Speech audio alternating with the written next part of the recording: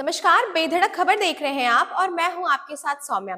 जिस उपचुनाव के फैसले का इंतजार पूरे मिल्कीपुर को ही नहीं बल्कि उत्तर प्रदेश को था, उस मिल्कीपुर उपचुनाव के नतीजे को लेकर आज अयोध्या के मिल्कीपुर विधानसभा सीट पर हुए उपचुनाव की मतगणना जारी है। छठे राउंड की गिनती पूरी हो चुकी है। भाजपा प्रत्याशी चंद्रभानु पासवान लगातार बढ़त बनाए हुए हैं। वो 1,04,265 वोटों से आगे चल रहे हैं। पूर्व भाजपा प्रवक्ता अवधेश पांडे ने कहा, अयोध्या में सपा ने राम का अपमान किया, जनता उसका बदला लेगी। इस पर सांसद अवधेश प्रसाद ने पलटवार किया है। कहा, भाजपा ने बेईमानी का रिकॉर्ड तोड़ दिया, उनके गुंडों ने बूथ कैप्चरिंग की, इसके बाद भी भाजपा हारेगी। मिल्कीपुर में लोकसभा चुनाव में जीते सपा उम्मीदवार अवधेश प्रसाद के बेटे अजीत प्रसाद और बीजेपी के चंद्रभानु के बीच मुकाबला है। दोनों दलित वर्ग के पासी समाज से आते हैं। मिल्कीपुर में अगर भाजपा जीतती है तो 8 साल बाद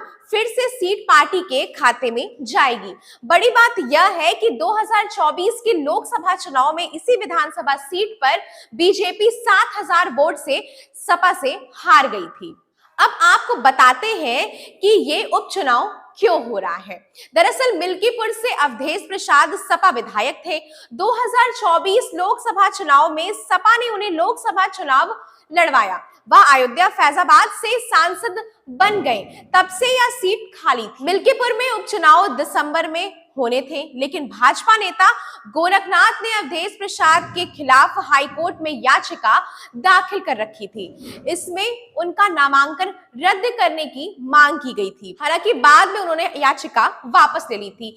30 में से 9 राउंड की गिनती पूरी हो चुकी है। भाजपा की लीड बढ़ती जा रही है। भाजपा अब 2,05,378 वोटों से आगे चल रही है। वहीं मंत्री दानिश आजाद अंसारी ने कहा कि सपा ने भावनाओं के साथ खिलवाड़ किया है। मिल्कीपुर विधानसभा का उपचुनाव हो चाहे दिल्ली विधानसभा का चुनाव हो, ये चुनाव जनता बनाम विपक्ष था, क्योंकि जनता पूरी तरीके से चाहे दिल्ली में केजरीवाल सरकार से परेशान हो गई हो या समाजवादी पार्टी से उत्तर प्रदेश में परेशान हो गई हो।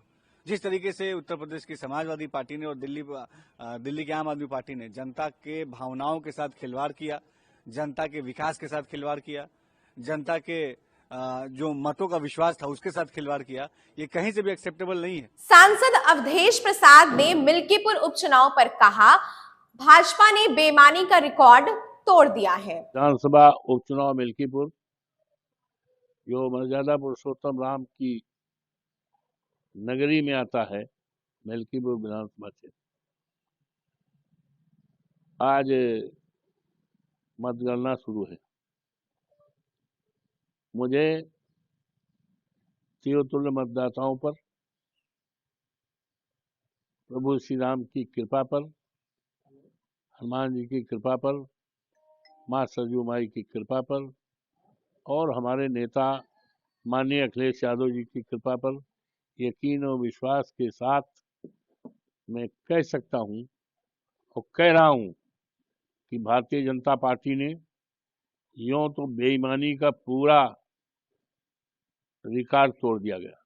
डिप्टी सीएम ब्रजेश पाठक ने कहा, मिल्कीपुर में भी भाजपा जीत रही है। जनता पार्टी प्रचंड बहुमत की ओर अभी पोस्टल बैलेटों की गिनती चल रही है, उसमें आगे बढ़ रही है और मिल्कीपुर में भी भारतीय जनता पार्टी ही जीत रही है।